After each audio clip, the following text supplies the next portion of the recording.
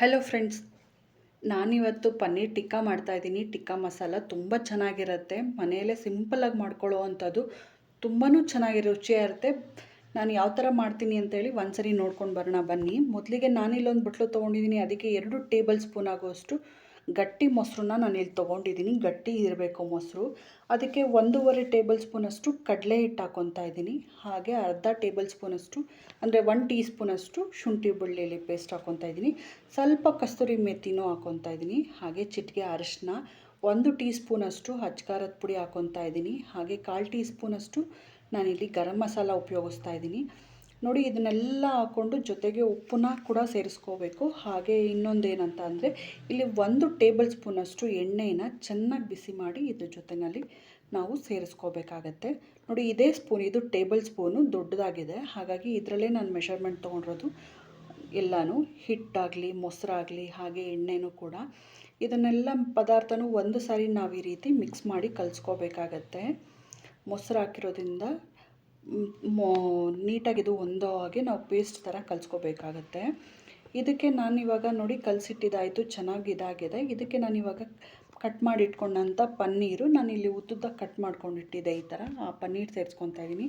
ಹಾಗೆ ಈರುಳ್ಳಿನ ಈ ರೀತಿ ಅಂದರೆ 1 ಈರುಳ್ಳಿನ 4 ಭಾಗ ಮಾಡಿ ಮೊದಲು ಲೇಯರ್ ಮಾತ್ರ ತೊಗೋಬೇಕು. ಹಾಗೆ ದಪ್ಪ ಮೆಣಸಿನ್ಕಾಯಿನೂ ಕೂಡ ಹಾಗೆ ದಪ್ಪ ದಪ್ಪನೇ ಇದು ಮಾಡ್ಕೊಂಡಿಟ್ಟಿದ್ದೀನಿ. ಎಲ್ಲನೂ ನೀಟಾಗಿ ತುಂಬ ಇದಾಗಿ ಕಲ್ಸೋಕ್ಕೆ ಹೋಗಬಾರ್ದು, ಸಾಫ್ಟಾಗೆ ಮೆದುವಾಗೆ ಕಲಿಸ್ಕೋಬೇಕಾಗತ್ತೆ. ಆ ಪೇಸ್ಟೆಲ್ಲ ಏನಾಗಿದೆಯಲ್ಲ ಅವೆಲ್ಲನೂ ಇವಕ್ಕೆ ಅಂಟ್ಕೊಳ್ಳೋಂಗೆ ನಾವು ಕಲಿಸ್ಕೋಬೇಕಾಯ್ತೈತೆ. ನೋಡಿ, ಈ ಥರ ಕಲಿಸ್ಕೊಂಡ್ರೆ ಸಾಕಾಯ್ತೈತೆ. ಇದನ್ನು ನಾನಿವಾಗ ಒಂದು ಅರ್ಧ ಗಂಟೆ ಹಾಗೆ ಇಟ್ಬಿಡ್ತೀನಿ. ನೋಡಿ, ಇಲ್ಲಿ ಅರ್ಧ ಗಂಟೆ ಆದಮೇಲೆ ನಾನು ಇಲ್ಲೊಂದು ತವಾನ ಇಟ್ಕೊಂಡಿದ್ದೆ. ಅದು ಎಣ್ಣೆ ಹಾಕಿ ಬಿಸಿ ಮಾಡಿ ಇಟ್ಕೊಂಡಿದ್ದೀನಿ. 1 ಟೀ ಸ್ಪೂನಷ್ಟು ಎಣ್ಣೆ ಆದರೆ ಸಾಕಾಗತ್ತೆ. ನೋಡಿ, ಇದನ್ನು ನಾನು ಏನು ನೆನೆಸಿಟ್ಕೊಂಡಿದ್ನಲ್ಲ ಅದಿಷ್ಟೂ ಇದರೊಳಗಡೆ ಹಾಕಿ ತುಂಬ ದೊಡ್ಡ ಉರಿನೂ ಇಲ್ಲ, ಸಣ್ಣ ಉರಿನೂ ಇಲ್ಲ, ಮಧ್ಯಕ್ಕೆ ಇಟ್ಕೊಂಡು ಇದನ್ನು ನಾವು ಬೇಯಿಸ್ಕೋಬೇಕಾಗತ್ತೆ. ನೋಡಿ, ಈ ರೀತಿ ಫ್ರೈ ಮಾಡ್ಕೊಳ್ಳೋದು. ಈ ರೀತಿ ಉಲ್ಟಾ ಮೇಲೆ ಕೆಳಗಡೆ ಆ ಥರ ನಾವು ಇದನ್ನು ಮಾಡ್ಕೋಬೇಕಾಗತ್ತೆ. ಸೇಮ್ ನಾವು ಹೋಟ್ಲಲ್ಲಿ ಹೆಂಗೆ ಟೇಸ್ಟ್ ಬರುತ್ತಲ್ಲ ಅದೇ ಥರ ರುಚಿನೇ ಇದರಲ್ಲೂ ಬರುತ್ತೆ.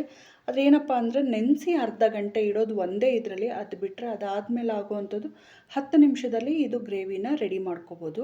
ನೋಡಿ, ಈ ಥರ ಚೆನ್ನಾಗಿ ಆಗಬೇಕು. ಒಂದು ಕಡಿಮೆ ಅಂದರೂ ಒಂದು 10ರಿಂದ 15 ನಿಮಿಷನಾದ್ರು ನಾವು ಮಂದ ಉರಿನಲ್ಲಿ ಅದನ್ನು ಬೇಯಿಸ್ಕೋಬೇಕಾಗತ್ತೆ.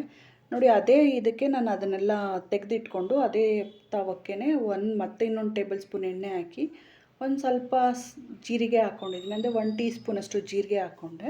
ಅದಕ್ಕೆ ಒಂದು ದಪ್ಪ ಈರುಳ್ಳಿನ ಚಿಕ್ಕದಾಗಿ ಕಟ್ ಮಾಡಿ ಇಟ್ಕೊಂಡಿದ್ದೆ. ಅದನ್ನು ಕೂಡ ಇದ್ರ ಜೊತೆಯಲ್ಲೇ ಸೇರಿಸ್ಕೊಂಡು ಚೆನ್ನಾಗಿ ಹುರ್ಕೋಬೇಕಾಗತ್ತೆ. ಹೊಂಬಣ್ಣ ಬರೋವರೆಗೂ ನಾವು ಇದನ್ನು ಫ್ರೈ ಮಾಡ್ಕೋಬೇಕಾಗತ್ತೆ. ಇದು ಚೆನ್ನಾಗಿ ಹುರಿದಷ್ಟು ರುಚಿ ಜಾಸ್ತಿ ಇರುತ್ತೆ. ನೋಡಿ, ಇಷ್ಟಾದರೆ ನಂಗೆ ಸಾಕಾಗುತ್ತೆ. ಇವಾಗ ನಾನು ಇದಕ್ಕೆ 1 ಟೀ ಸ್ಪೂನಷ್ಟು ಶುಂಠಿ ಬೆಳ್ಳುಳ್ಳಿ ಪೇಸ್ಟ್ ಹಾಕ್ಕೊತಾ ಇದ್ದೀನಿ.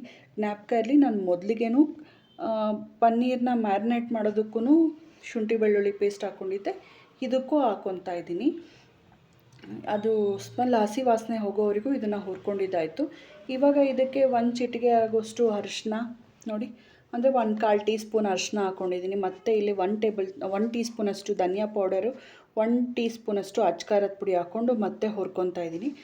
ನಾವು ಪನ್ನೀರ್ಗೆ ಏನು ಹಾಕಿದ್ದೀವೋ ಮಸಾಲೆ ಇದಕ್ಕೂ ಹಾಕ್ಕೊಂಡು ನಾವು ಹುರ್ಕೋಬೇಕಾಗತ್ತೆ.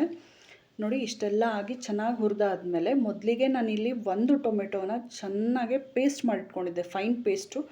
ಅದಕ್ಕೆ ಉಪ್ಪು ಹಾಕ್ಕೊತಾ ಇದ್ದೀನಿ. ಚೆನ್ನಾಗೇ ರುಬ್ಕೋಬೇಕಾಯ್ತೈತೆ ಇದು ಟೊಮೆಟೊ ಪ್ಯೂರಿ ಆಗುತ್ತೆ. ಅಂದರೆ ಹಿಂಗೆ ಹೇಳೋದು, ಪೇಸ್ಟು ಚೆನ್ನಾಗಿ ನೈಸಾಗಿ ಬಿಡಬೇಕು, ನುಣ್ಣಗೆ ಗಂಧ ಥರ ಆ ಥರ ನಾವು ಇದನ್ನು ರುಬ್ಕೋಬೇಕಾಗತ್ತೆ. ಅದನ್ನು ಹಾಕಿ ನೀರು ಹಾಕ್ಕೊಳ್ದಲೆ ನಾವು ಇವಾಗ ಇದನ್ನು ಫ್ರೈ ಮಾಡ್ಕೊಂಡಿದ್ದಾಯಿತು. ಚೆನ್ನಾಗಿ ಇವಾಗ ಉಪ್ಪು ಖಾರ ಟೊಮೆಟೊದೆಲ್ಲ ಹಿಡ್ದಿದೆ. ಇವಾಗ ನಾನು ಇದಕ್ಕೆ ಜಾರ್ ತೊಳೆದಂಥ ರುಬ್ಬಿದಂಥ ಜಾರ್ ತೊಳೆದಿದ್ನಲ್ಲ ಆ ನೀರನ್ನ ಇದಕ್ಕೆ ಸೇರಿಸ್ಕೊಂಡು ಮಿಕ್ಸ್ ಮಾಡ್ಕೊತಾ ಇದ್ದೀನಿ.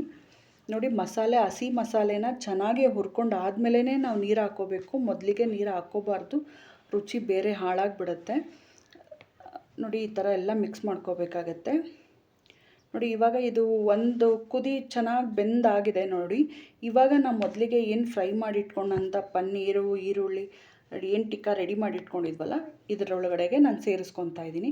ಇದನ್ನು ಹಾಕಿ ಸಿಮ್ಮಲ್ಲಿ ಒಂದು 5 ನಿಮಿಷ ಬೇಯೋದಕ್ಕಿಟ್ರೆ ಸಾಕಾಗತ್ತೆ. ರೆಡಿ ಆಗುತ್ತೆ. ನೋಡಿ ಇದೆಲ್ಲ ಮಿಕ್ಸ್ ಮಾಡಿ ಇಟ್ಟಿದ್ದೀನಿ ಇವಾಗ ನೀಟಾಗೆ.